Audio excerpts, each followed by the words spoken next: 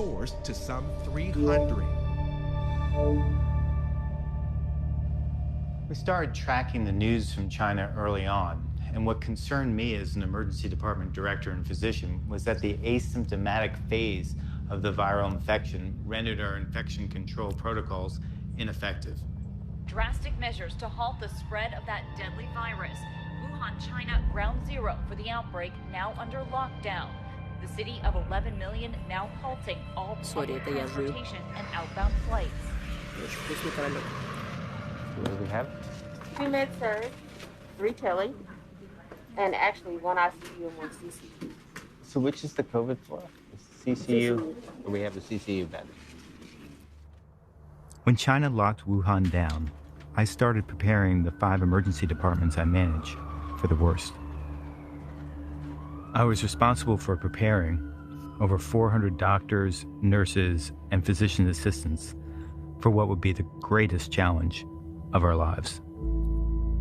Scientists around the world are meeting in Geneva to discuss ways to combat the new coronavirus. One step forward, the virus has been officially named as COVID-19.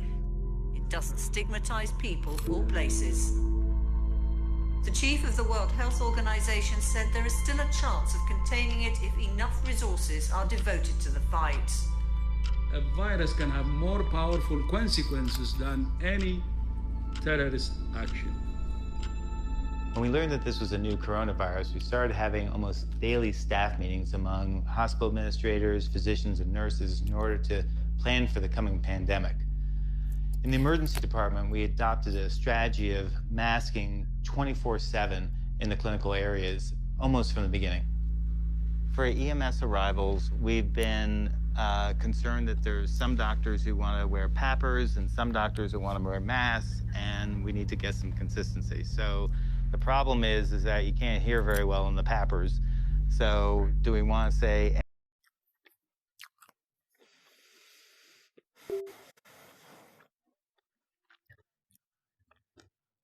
gowns and gloves for everyone? Is that kind of what we're thinking? Yeah. The coronavirus is spreading fast and beyond China, spiking in South Korea this week. And while we deal with the growing emergency here at home, for many, the crisis is already in full swing. So far, at least 81 countries have reported cases. 95,000 people or more have been infected worldwide, and at least 3,200 of them have died. Italy's government has closed all schools in the country. Breaking news. The first death from coronavirus here in the United States. A man in his 50s dying from COVID-19 infection. President Trump and his team confirming the